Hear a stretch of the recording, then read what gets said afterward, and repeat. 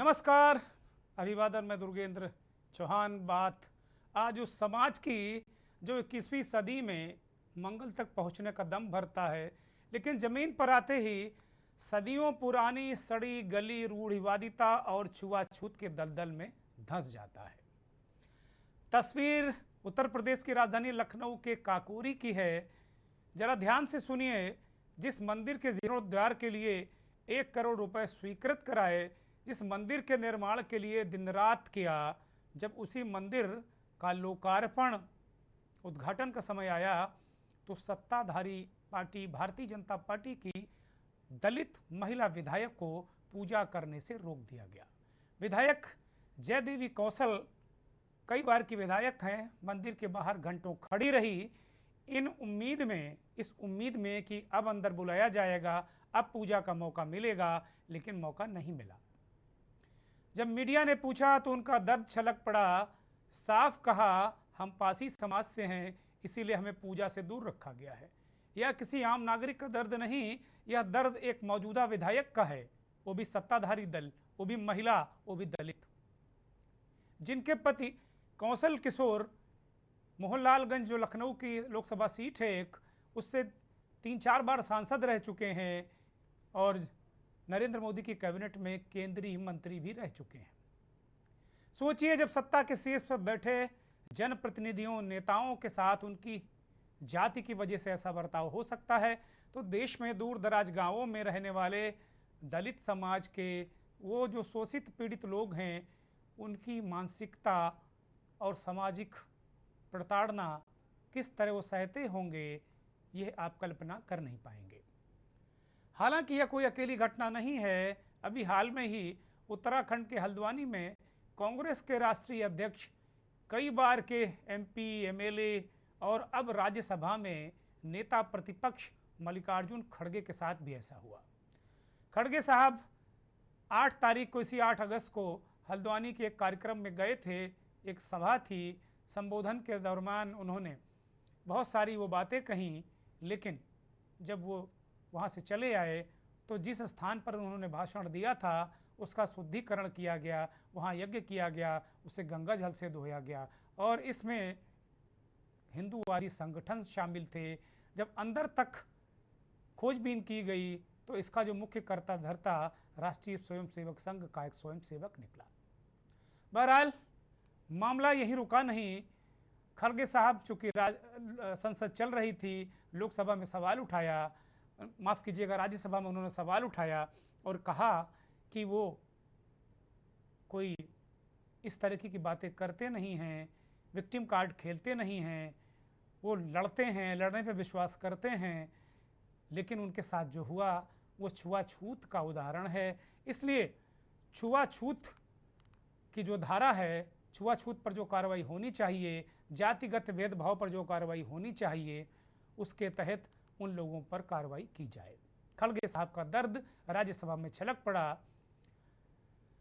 सरकार असहज हुई। नेता सदन जेपी नड्डा जो मंत्री भी हैं और कई उत्तराखंड के जो प्रदेश अध्यक्ष वो भी राज्यसभा में इस वक्त हैं, आपस में बातचीत हुई और ये तय हुआ कि ऐसे लोगों पर कार्रवाई की जाएगी। पता नहीं कार्रवाई की हुई कि नहीं हुई, लेकिन खड़गे साहब ने कहा कि वो कहीं ब्लेम गेम ना खेलते हैं, ना अपने दलित होने का वो रोना रोते हैं, वो लड़ने वाले लोग हैं, लेकिन वो ये बताना चाहते हैं कि आज़ादी के 79 साल के बाद भी आज भी समाज में न केवल छुआछूत और जाति विद्वेष भावना है, बल्कि ये नासूर की तरह अंदर तक घुसा हुआ है।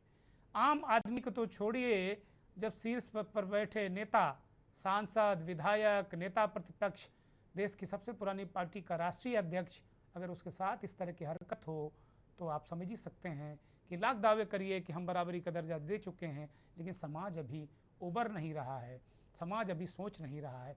जो मंदिर विधायक की निधि से बना, जिस मंदिर में विधायक ने फंड दिया, वो उसी मंदिर में कैसे अछूत हो जाती हैं। क्या हमारा समाज सिर्फ कागजों और भाषणों में आधुनिक हुआ है, बड़ी बड़ी डींगों में आधुनिक हुआ है? सोच आज भी सामंती है। आज मंथन में यही सवाल हम उठाएंगे।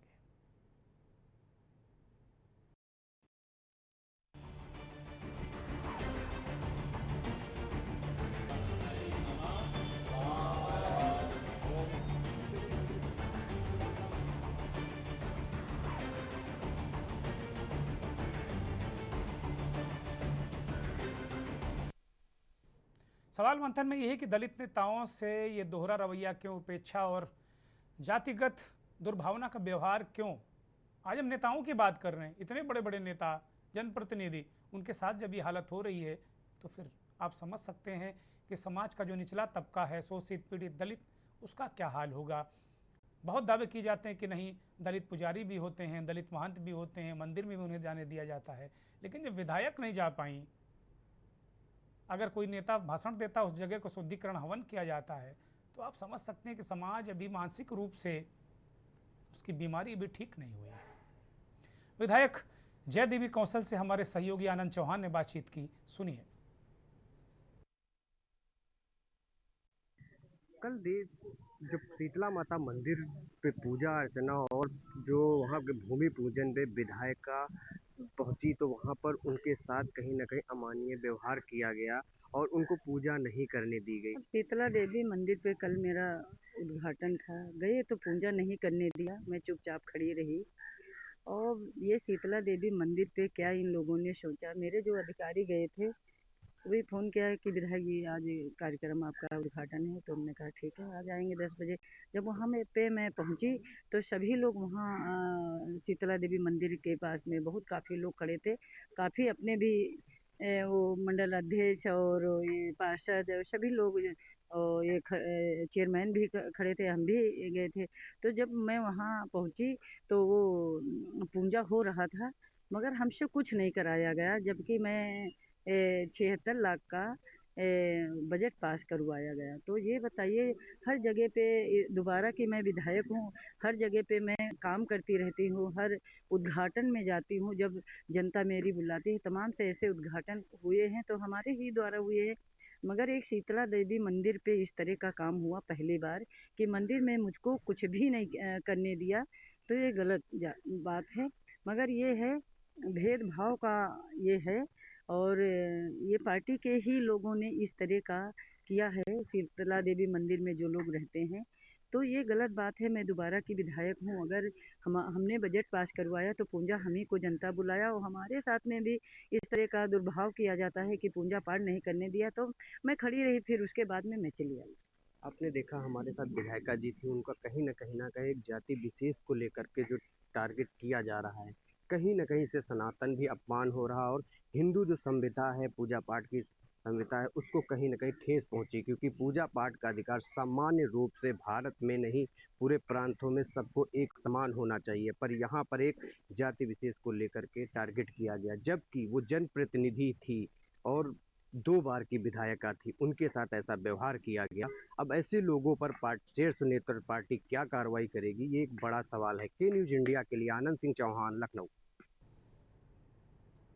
कहीं ना कहीं ये दर्द जय देवी कौशल का छलका और उन्होंने कहा कि पार्टी के लोग ही इस हरकत में शामिल थे।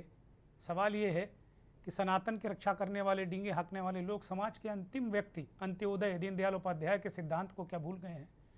पूर्व केंद्रीय मंत्री मोहनलालगंज से कई बार सांसद रहे जय देवी कौशल के पति कौशल किशोर से भी हमारे संवाददाता आनंद चौहान ने बातचीत की, सुनिए। हमारे साथ बात करने के लिए पूर्व केंद्रीय मंत्री और मोहनलालगंज से सांसद कौशल किशोर जी हैं, उनसे बात करते हैं कि ऐसी दुर्भावना और ऐसे लोगों कैसे कर रहे हैं यह सब। कल जो घटना हुई है ये बहुत अशोभनीय और निंदनीय घटना है। जयदेवी कौशल जी 2 बार की विधायक हैं भारतीय जनता पार्टी से, और वहाँ पर जीर्णोद्धार करने के लिए इनको भूमि पूजन करना था जयदेवी कौशल को। उसमें रोहित साहू जी वहाँ के चेयरमैन भी मौजूद थे, जो पूर्व मंडल अध्यक्ष हैं वो भी मौजूद थे वहाँ पर, रघुनाथ लोधी जी, विपिन लोधी जी वर्तमान मंडल अध्यक्ष बीजेपी के, वो भी मौजूद थे। किसी को बैठने नहीं दिया गया, बैठने के लिए नहीं कहा गया, ना उनसे पूजा कराई गई, ना उनसे जो है फूल चढ़वाए गए, ना आरती करवाई गई, ना नारियल फोड़वाया गया। उनको बैठने तक के लिए नहीं कहा गया, इसलिए कि जो है वो जो एकाधिकार जमाए हैं वही अपना मंत्र वगैरह बोल करके और अपने हाथ से सब करके दूसरे से करा के ख़त्म करा दिया।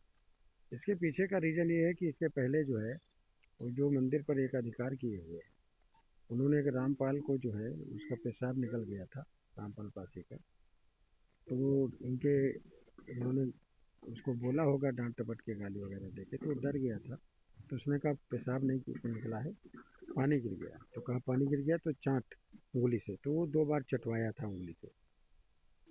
उसमें बड़ा विवाद हुआ था, इनके खिलाफ मुकदमा लिखा गया था।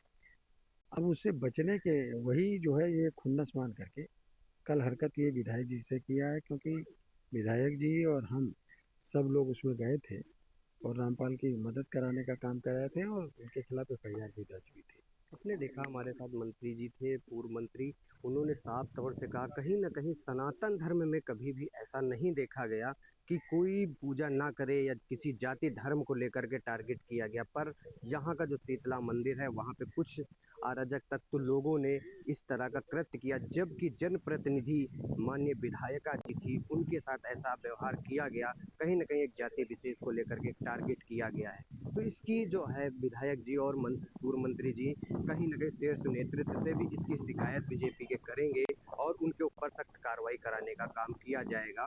के न्यूज इंडिया के लिए आनंद सिंह चौहान, लखनऊ। एक पुरानी तस्वीर भी देख लीजिए, मल्लिकार्जुन खड़गे को किस तरीके से अपमानित किया गया था, उसको लेकर राज्यसभा में उन्होंने अपना दर्द रखा था, मुद्दा उठाया था।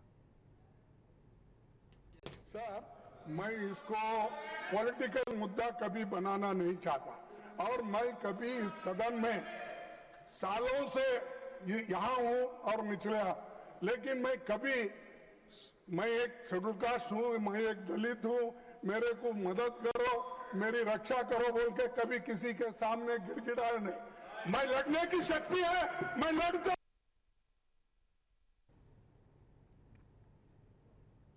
अपना दर्द मल्लिकार्जुन खड़गे ने बताया कि भाई मैं मर भी जाऊं लेकिन मैं कभी इस राजनीति बातें नहीं करूंगा, लेकिन कार्रवाई होनी चाहिए। अब ये बड़ा गंभीर विषय है कि इतने बड़े बड़े नेताओं के साथ इस तरह की हरकत हो रही है, तो फिर क्या ही कहा जाए। हमारे साथ भारतीय जनता पार्टी के वरिष्ठ नेता प्रवक्ता देवेंद्र प्रमुख हैं, अनिल शर्मा कांग्रेस पार्टी के प्रवक्ता नेता हैं, जितेंद्र तिवारी संघ विचारक हैं, प्रोफेसर कालीचरण स्नेही दलित और सामाजिक चिंतक के रूप में इस कार्यक्रम में हैं, और थोड़ी देर में अभी कौशल किशोर जी पूर्व मंत्री भारत सरकार हमारे साथ जुड़ेंगे। अभी उनका नेटवर्क कुछ व्यवधान डाल रहा था, इस पर उनसे भी हम बात करेंगे।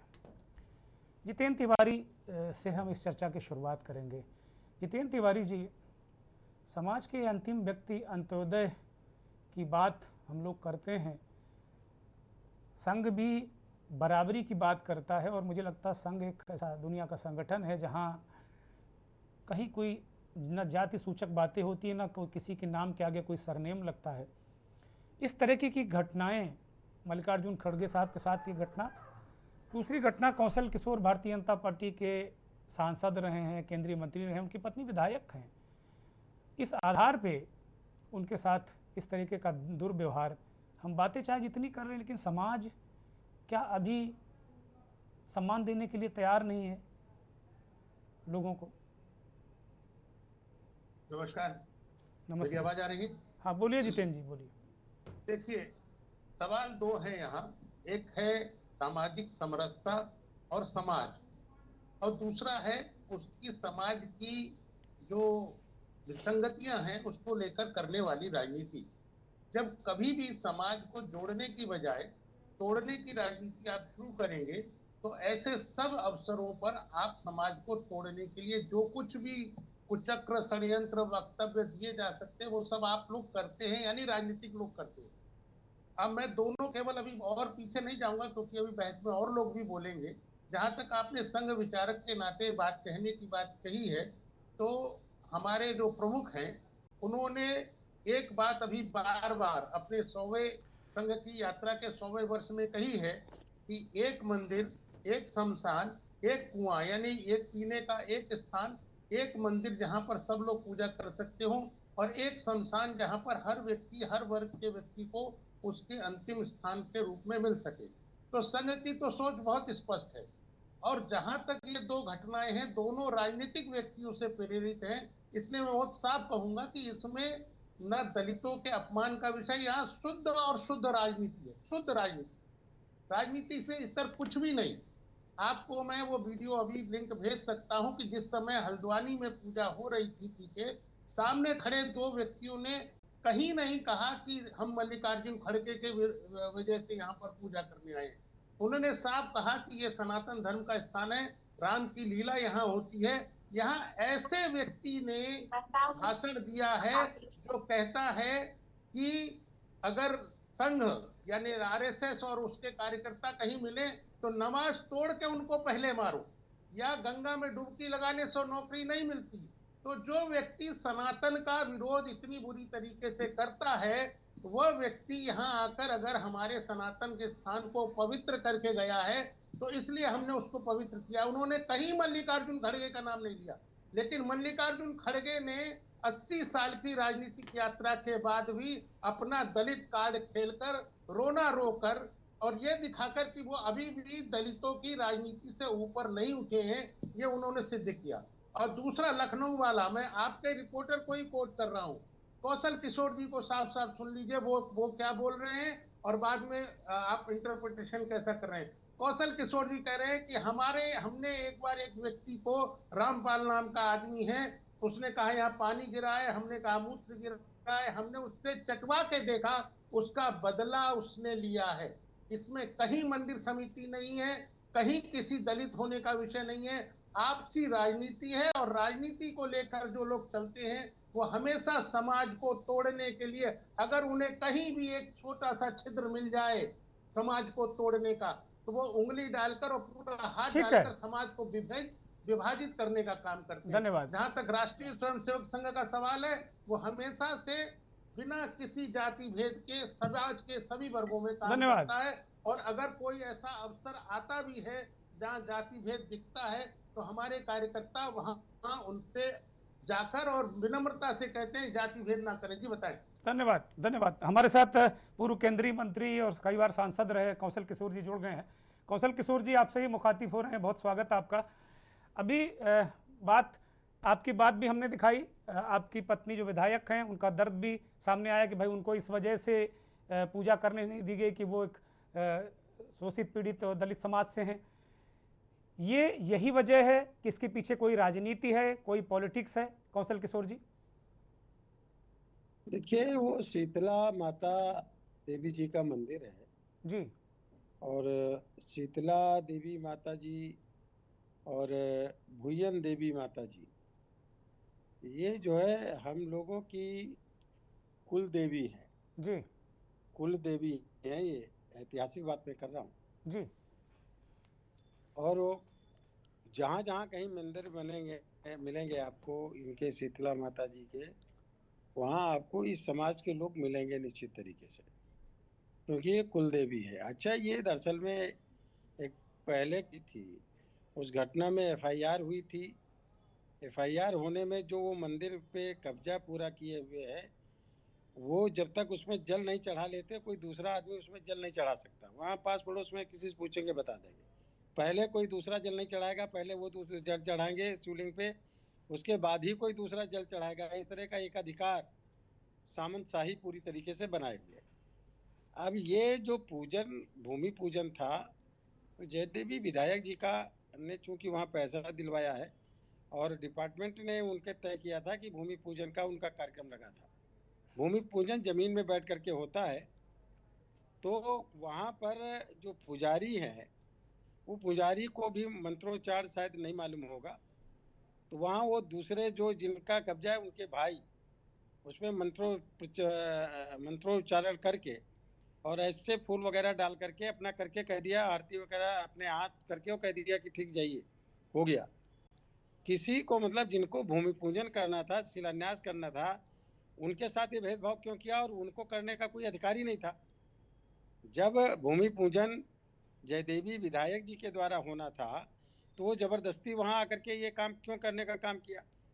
और वहाँ पर जो है रोहित साहू चेयरमैन थे। रोहित साहू जी पूर्व मंडल अध्यक्ष, भारतीय जनता पार्टी के रविराज लोधी जी वर्तमान मंडल अध्यक्ष, विपिन राजपूत जी, सब लोग बेचारे खड़े रहे और अंत में मजबूरी में इनको वहाँ से जाना पड़ा, क्योंकि उन्होंने सब 1-2 मिनट के अंदर सारी चीज़ें ख़त्म की। चलो चलो हो गया। तो ये एक तरीके का अपमान करने का काम विधायक जी का किया गया। और चूँकि पहले विधायक जी, मैं और जिला अध्यक्ष जी भाजपा के, रोहित साहू जी चेयरमैन बीजेपी के, जो रामपाल के साथ घटना हुई थी, जिसमें उनसे पेशाब 2 बार उंगली से कह के चटवाया था, उसी व्यक्ति ने ये सब करने का काम किया वहां पर। तो ये रामपाल तो से वो पेशाब चाहे क्यों उसे चटवाई? ये खुन्नस मान रामपाल करके कौन है? किया हो। हाँ? ये रामपाल कौन है और इससे पेशाब क्यों चटवाई, जरा ये भी बता दीजिए, क्या मसला क्या है? रामपाल दरअसल में बुजुर्ग आदमी है, मंदिर परिसर में बैठा था और उसका पेशाब अपने आप निकल गया। मंदिर परिसर की बात है, मंदिर के अंदर की बात नहीं है। पेशाब अपने आप निकल गया। ये गाली गलौज बकते होंगे तो वो डर के मारे उनसे पूछा कि क्या पेशाब कर मारे, कह दिया नहीं पेशाब नहीं किया, पानी गिरा है बोतल से। तो कहा पानी गिरा तो चाट, 2 बार उसे चटवाया, वो डर के मारे बेचारा चाट लिया। घटना ये है, उसमें FIR हुई थी, उसमें कार्रवाई भी हुई थी। अब तब से वो मंदिर पे पूरा एकाधिकार उसके पहले से भी बनाए हुए हैं। तो ये मंदिरों पे किसी देवी देवता सबके होते हैं, किसी एक व्यक्ति के नहीं है। और इस तरह का अधिकार जमाना और उसी की खुन्नस मान करके इस तरह की काम करना जो किया गया है, वो निश्चित तरीके से आप देखिए क्यों इस तरीके की हरकत की गई। जानबूझ करके विधायक जी का अपमान करने का काम किया गया। अच्छा कौशल जी, विधायक जी का अपमान दलित होने के नाते किया कि यह राजनीतिक विद्वेष है? नहीं, राजनीतिक विद्वेष की भावना इसमें हम थोड़ी मान रहे हैं। राजनीतिक विद्वेष कैसे हो गया? मैं कह रहा हूं कि रामपाल की जगह अगर कोई और बड़ा आदमी होता, किसी बड़े घर का आदमी होता और पेशाब निकल गया होता, तो उसे कहते अरे दादा दादा कोई बात नहीं, चलो हम अपने हाथ से पानी डाले देते। क्या उससे कहते कि चाटो?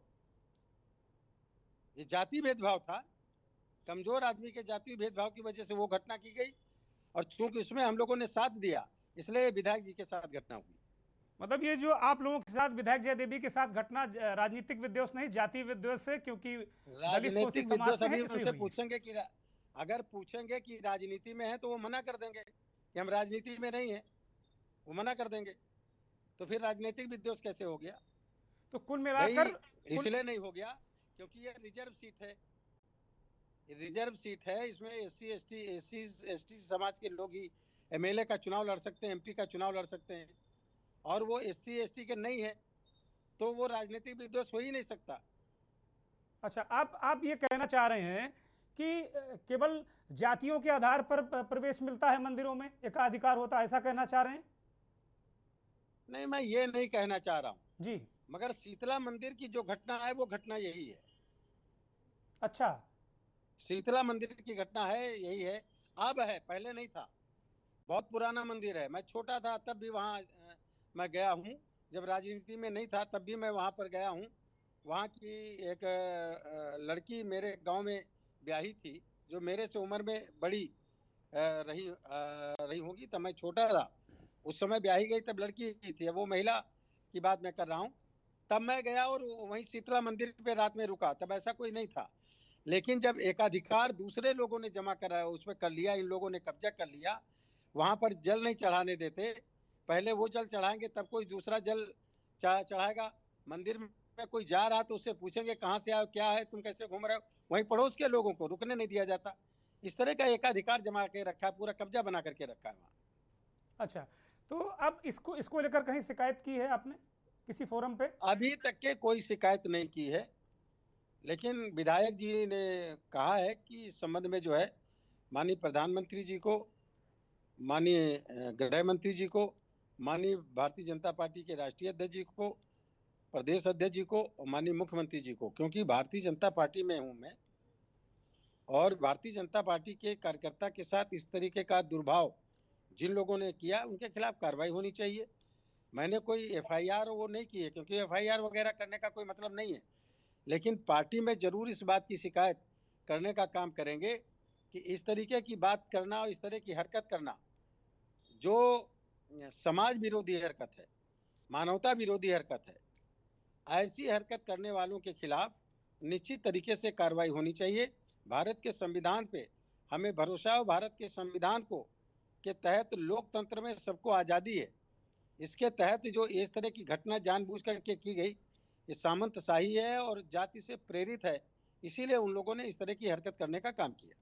कौशल जी, अब आप कह रहे हैं कि पार्टी में क्यों शिकायत करेंगे आप? वो जब राजनीति में है ही नहीं, पार्टी में है ही नहीं उन लोग, उनको तो कानून दंड देना चाहिए ऐसे लोगों को जो मंदिर में दूसरी जातियों को प्रवेश नहीं देते, एक दलित का अपमान करते हैं। जब जनप्रतिनिधियों का ये हाल है तो आम दलित का क्या होगा? देखिए, पार्टी में इसलिए शिकायत करूंगा कि कुछ लोग पार्टी के लोग उनको सपोर्ट करने का काम किए हैं, अच्छा, कुछ लोग संगठन के लोग भी पहले भी सपोर्ट करने का काम किए हैं, दबाव डालने का काम पिछले बार भी किए थे, अब भी दबाव डालने का काम कर रहे हैं। इसलिए पार्टी में ये शिकायत जरूर करेंगे, क्योंकि पार्टी वस्तु स्थिति से अवगत होने का काम करे और अच्छी बात, सही बात से अवगत होने, सच बात से अवगत होने का काम करे। उसके बाद ऐसे ही लोग पार्टी को की छवि भी धूमिल करते हैं, अच्छा, क्योंकि पार्टी में भले ना हो लेकिन पार्टी की बात करते हैं। अच्छा। एक मेरा एक अंतिम सवाल है कौशल जी आपसे।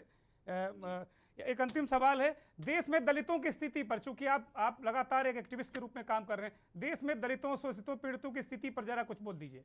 क्या है, अच्छी है, बुरी है, खराब है, मंदिर में घुस नहीं पाते हैं, बोलिए। देखिए, अभी तक के जो है लोगों ने पूरी तरीके से, कुछ लोगों ने मंदिरों पे कब्जा कर रखा है और लोगों को जो निगाह से देखा जाता है वो अच्छी निगाह से नहीं देखा जाता है। शेड्यूल कास्ट है, SC ST OBC तमाम समाज के लोगों को, मैं तो उस क्षेत्र का रहने वाला हूँ जहाँ लोग शेड्यूल कास्ट के लोग छोड़ दो, बैकवर्ड कास्ट के लोग अपने रिश्तेदार को अपने घर की चारपाई पे नहीं बैठाते थे, अपने नहीं बैठा पाते थे, मार खाते थे, मारे जाते थे।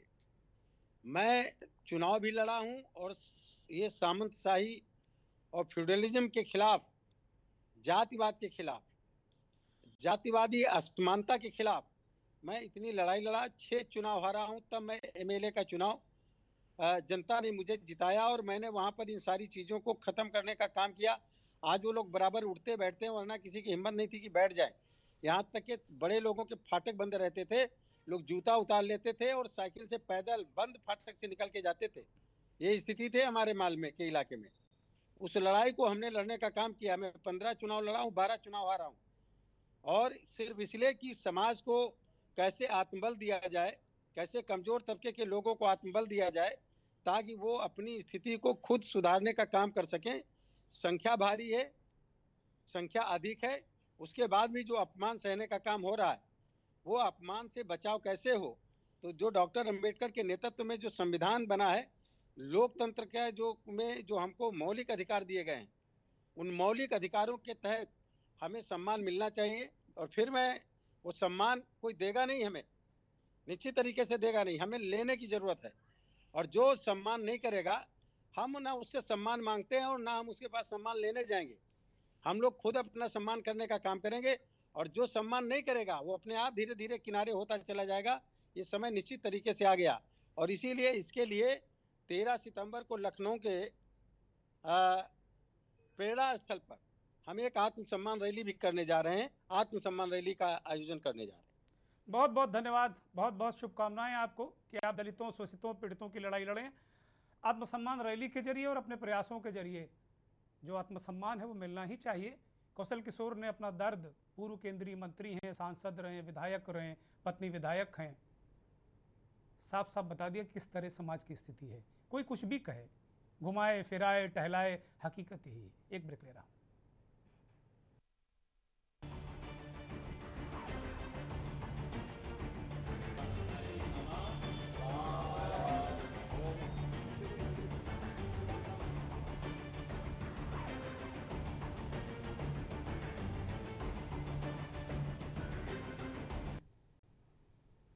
दलित नेताओं से या दलित वर्ग के लोगों से अपमानजनक दोहरा रवैया क्यों, ये मंथन में आज चर्चा कर रहे हैं। ब्रेक से पहले पूर्व केंद्रीय मंत्री ने अपने और अपनी पत्नी के साथ हुए दुर्व्यवहार की बात की और पूरी जिम्मेदारी के साथ में कहा कि नहीं, ये जातिगत आधार पर ये उत्पीड़न है, राजनीतिक विध्वंस नहीं है। सीधे रुख करेंगे भारतीय जनता पार्टी के नेता देवेंद्र प्रमुख की तरफ। देवेंद्र प्रमुख, कौशल किशोर को आपने सुना, क्या कहना चाहेंगे इस तरह की स्थितियों में? और इससे पहले मैं परिचय करा दूं, अजय शुक्ल इस देश के जाने माने वरिष्ठ पत्रकार संपादक इस चर्चा में आ चुके हैं। अजय जी, बहुत स्वागत है आपका। बोलिए देवेंद्र प्रमुख। सर, जो आपने क्वेश्चन किए हैं, सांसद जी हमारे साथ थे, पूर्व मंत्री, उन्होंने अपनी बात रखी है स्पष्ट तरीके से, सारी चीज जो पारदर्शिता के साथ आई है। कहीं भारतीय जनता पार्टी का इस बात का एलिकेट नहीं लगता या एलिकेशन नहीं बनता है कि हमें इस पे सफाई देने की जरूरत पड़ेगी। हाँ, निश्चित जो है हम सबके साथ सबके विकास की बात करते हैं। और जितेंद्र सर ने वो जो राष्ट्रीय स्वयंसेवक संघ का था वो स्पष्ट कर दिया सारा मामला, उन्होंने एक एक चीज क्लियर कर दी है। अगर इसमें कोई क्वेश्चन हमसे बनता है तो आप हमें बताइए। सर बनता है, कौशल किशोर जी ने कहा ना कि बीजेपी के लोग हैं, ऐसे लोगों को बीजेपी के मजबूत लोग संरक्षण देते हैं, इसीलिए वो ऐसा करते हैं और मंदिरों पे कब्जा करके रखा है। सर बनता है ना, कौशल किशोर जी कोई मतलब आम व्यक्ति नहीं है, वो खास व्यक्ति हैं, खास और दलित नेता हैं, बल्कि मैं तो इसके पक्ष में नहीं हूं कि कोई दलित नेता उनको कहा जाए।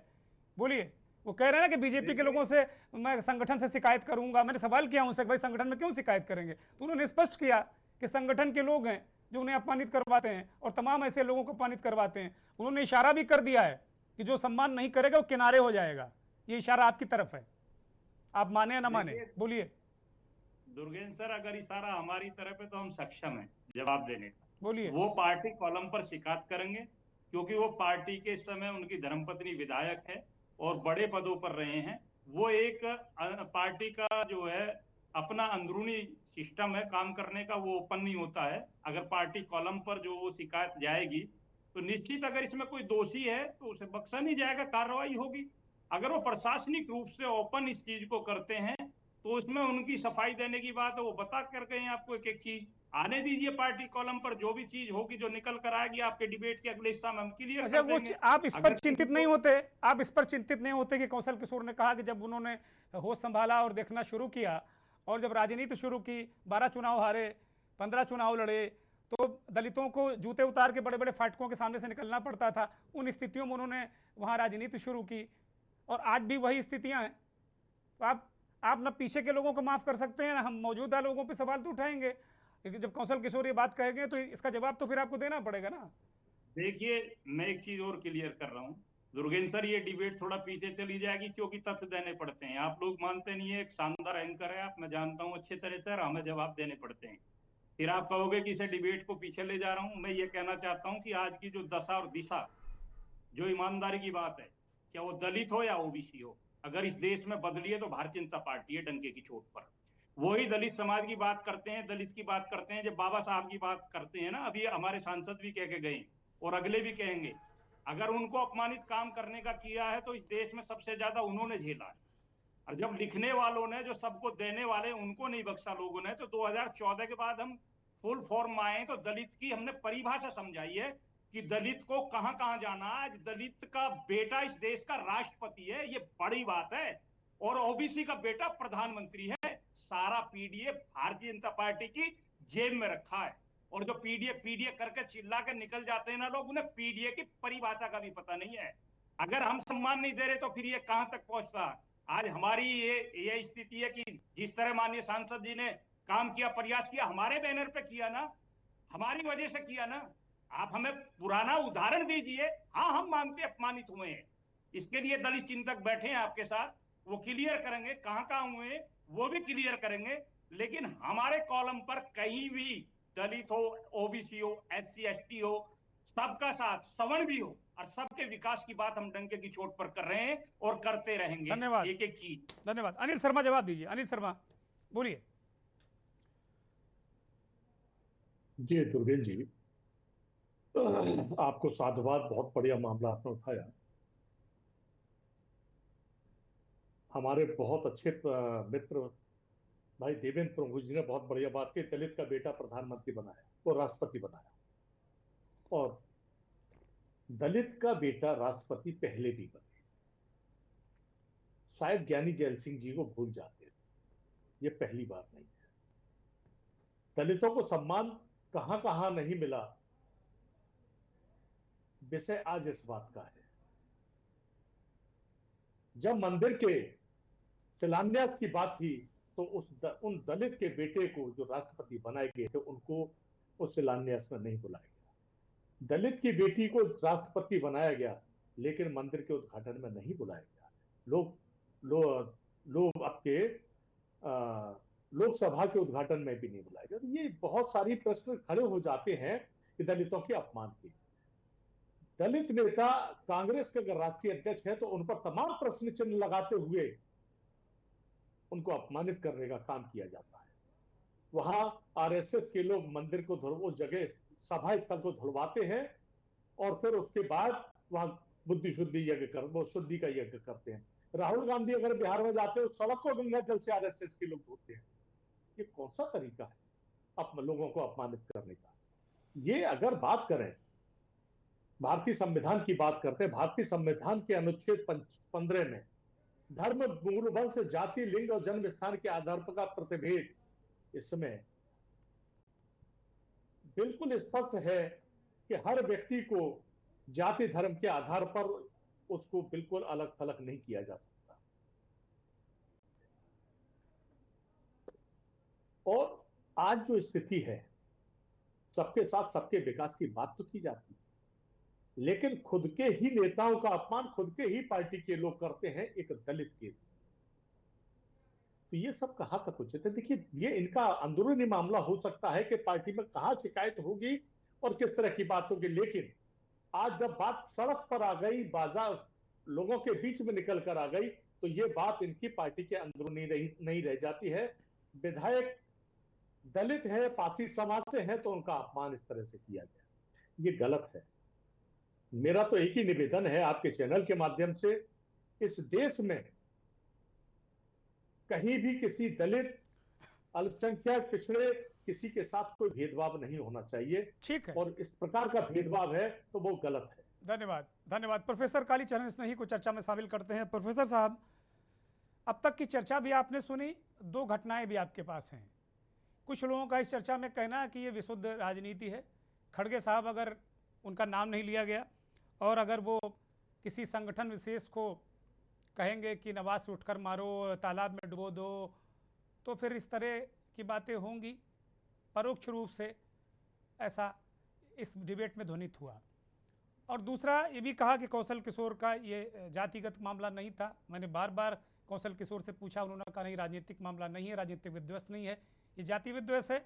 एक बुजुर्ग रामपाल का उन्होंने जिक्र किया कि उसके साथ इस तरह की घटना हुई, पेशाब चटवाया, क्या किया, और उस पर उन्होंने साथ दिया था उसका, इसलिए लगातार उनका भी अपमान हो रहा है देश में तमाम। और कौशल किशोर ने वो तमाम उदाहरण भी दिए जब वो राजनीति शुरू कर रहे थे, बड़े बड़े फाटकों के सामने से दलितों को चप्पल उतार कर, पैदल साइकिल से उतर कर जाना होता था। ये दशा तो बहुत दिनों से रही है, अभी भी है।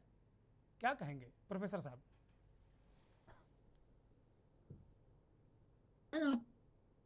मुद्दे पर डिबेट रखी है और बड़ी सलीके से और बड़ी निष्पक्षता के साथ आपने अपनी बात को रखा। मैं यहाँ आदरणीय देवेंद्र प्रमुख जी को उन्होंने बिल्कुल बेबाकी से कह दिया, बिल्कुल सही तरीके से कहा। उन्होंने कोई राजनीतिक दाव पेच नहीं चला, साफ तौर पर उन्होंने कहा है। ये अच्छी बात है, साफ गोई के साथ उन्होंने किसी तरह से अपना प्रतिपक्ष भी जाहिर नहीं किया और पक्ष भी नहीं लिया, लेकिन बात को साफ गोई से कह दिया कि भाई माननीय को।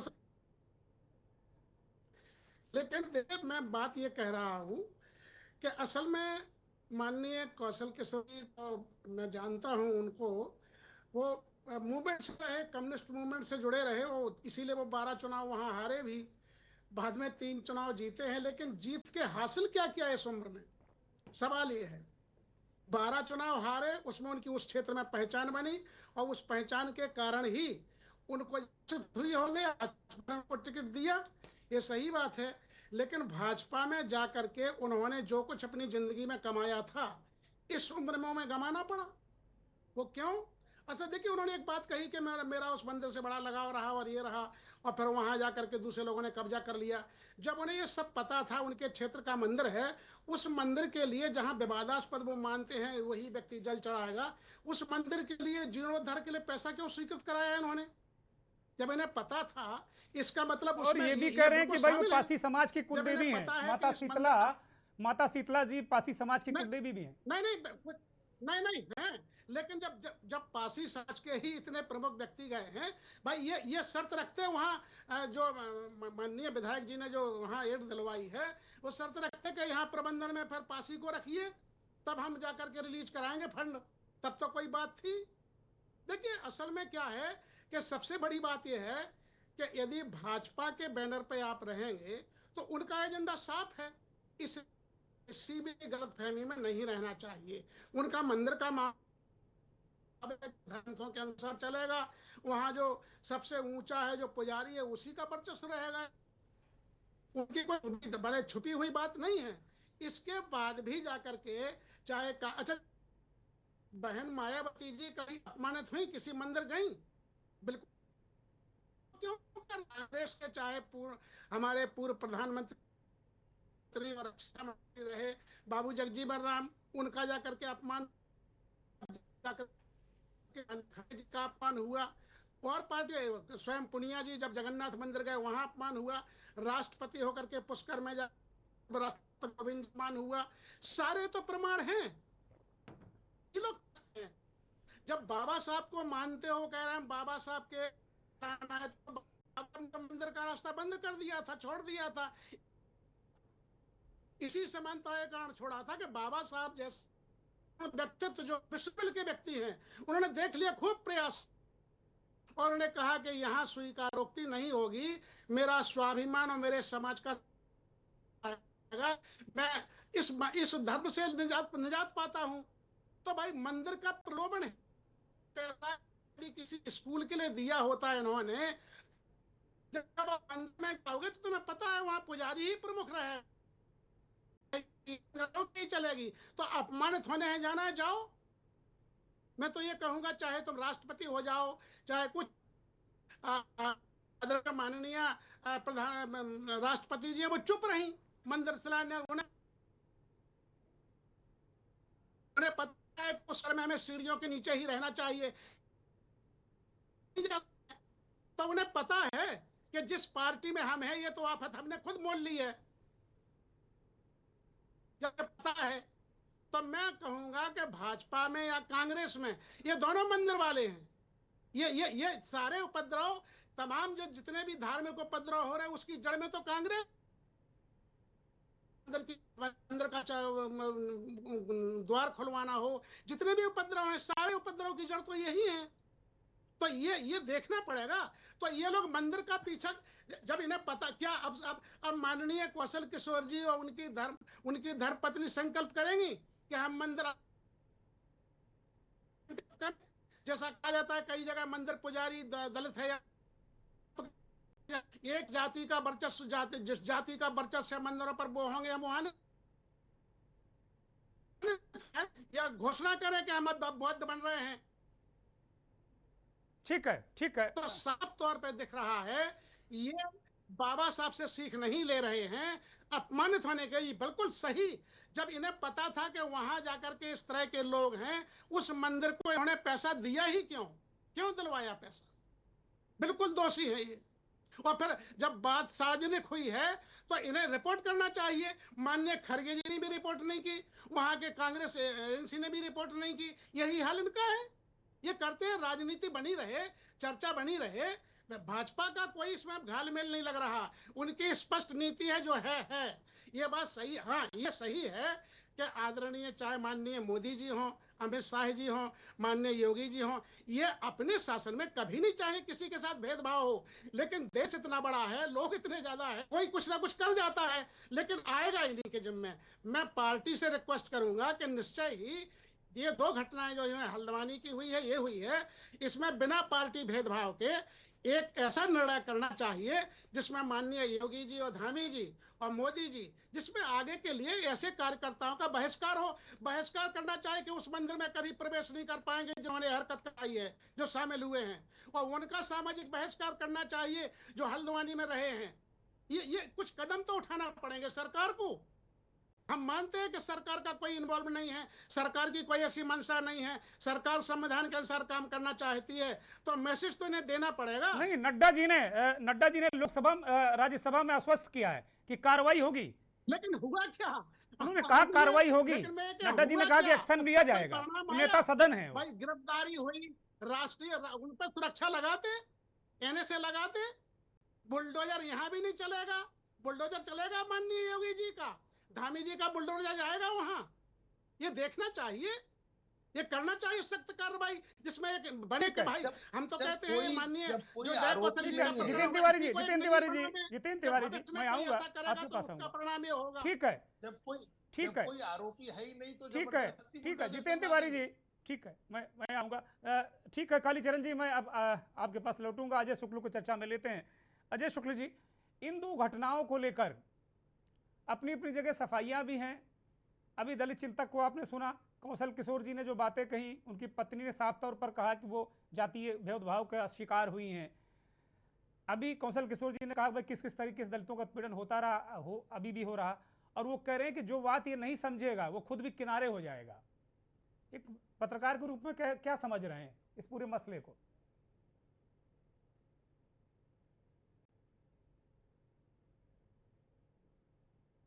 अजय जी।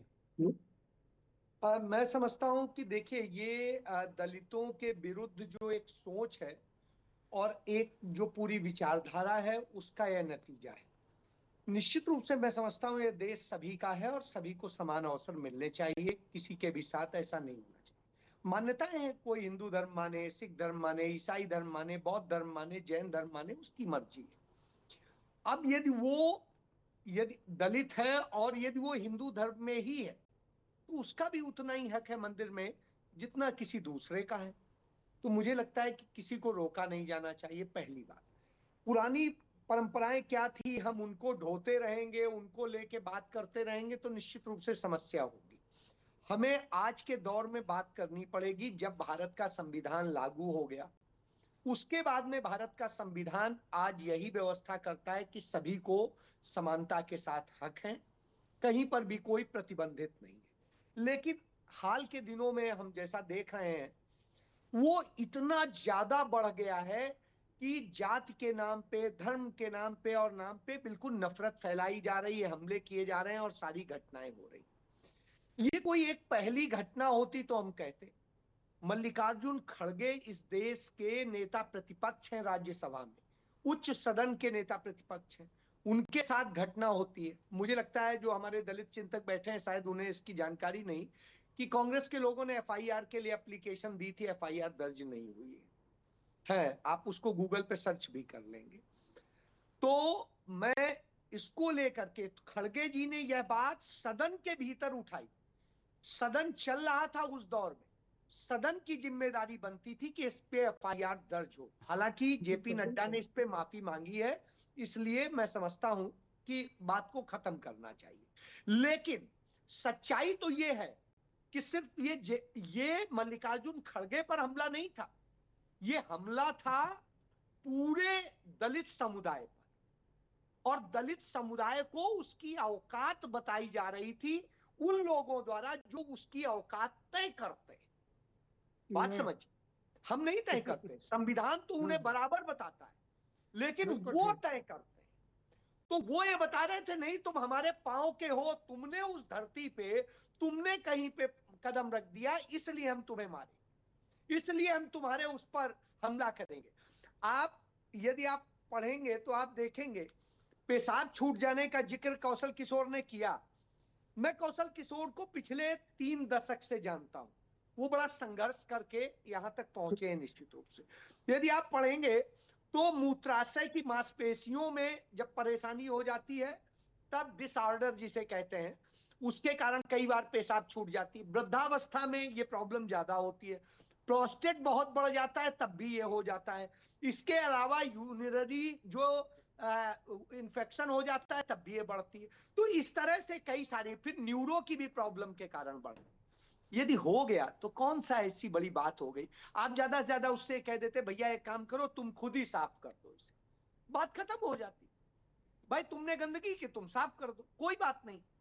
लेकिन आप उससे चटवाएंगे, ये कौन सा है? क्या आपके किसी बुजुर्ग से निकल जाएगी तो आप उससे चटवाएंगे? ये तो अमानुषिक है और ये निश्चित रूप से पशुवत भी नहीं है, उससे भी बुरी स्थिति। यानी आपने उसे किस स्थिति में लिया यह समझ में आता है। उधर दूसरी तरफ कौशल किशोर की पत्नी भी विधायक है, मौजूदा विधायक के 7वें और सत्तारूढ़ दल की है, उनके साथ भी ये हो रहा है। मैं यही कह रहा हूं, ये पार्टी से ज्यादा ये दलितों के प्रति अत्याचार की सोच का है। और करने वाले हर जगह कौन होते हैं? बीजेपी आरएसएस के लोग, कोई दूसरा क्यों नहीं मिलता?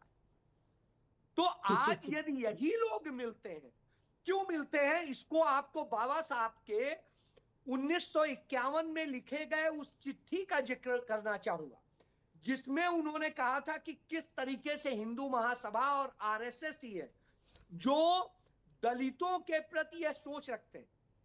बाबा साहब ने अपनी किताब में कांग्रेस और गांधी जी को भी कटघरे में खड़ा किया था, लेकिन उन्हें इस बात के लिए नहीं किया था कि वो अत्याचार करते हैं, उनके लिए कहा था वो उसे उतनी गंभीरता से नहीं लेते, लेकिन इनके लिए कहा था यही करते हैं। और इसी कारण सारी समस्याएं पैदा की गई और जिस तरह की स्थितियां हैं वो यही वजह, इसीलिए उन्होंने अपनी पहली पत्नी को मंदिर जाने से रोक दिया था, वो तीर्थ करना चाह रही थी, रोक दिया था।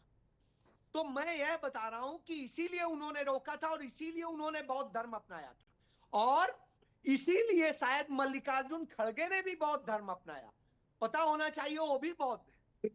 तो ऐसी स्थिति में यह आप समझिए कि यही सोच है। और ये यही नहीं हुआ, जो नेता प्रतिपक्ष है राजस्थान में जौली, वो भी मंदिर गए थे, उस मंदिर को भी वो बीजेपी के ही पूर्व विधायक थे जिन्होंने पूरा गंगा जल से धुलवाया था।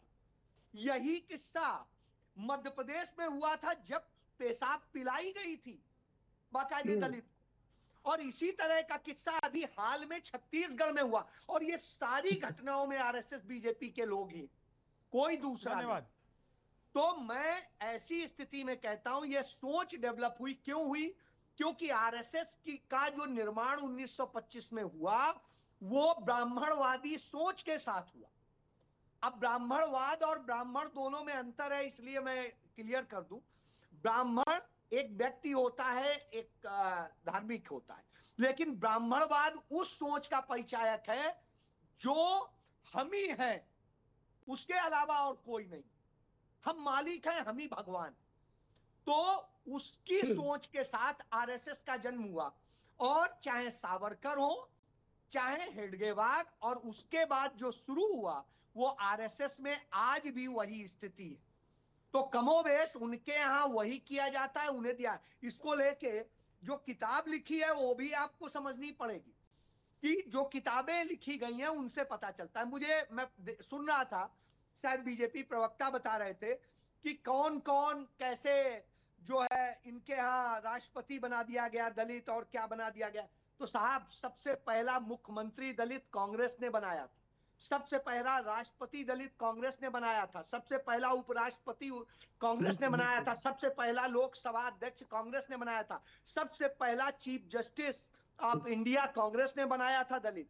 और इसके अलावा देश के तमाम संवैधानिक इवेंट, धन्यवाद अजय जी, कंप्लीट डॉक्टर करिए। अंबेडकर ने एक चीज कह के खत्म करूंगा दुर्गेश जी, कि डॉक्टर अंबेडकर जब संविधान सभा के सदस्य नहीं थे तो वहीं बॉम्बे में जयकर का इस्तीफा दिलवा करके पंडित नेहरू ने उनकी जगह डॉक्टर अंबेडकर को संविधान सभा का सदस्य बनाया और चेयरमैन बनाया ड्राफ्टिंग कमेटी का, यह भी किया था। तो इसलिए तभी वो संविधान बना सके, तो और सबको हक दे सके। तो मैं यही कह रहा हूं। और ये क्या करते हैं, ये चलते हैं शूद्र पशु नारी है ताड़न के अधिकारी वाले उस पे।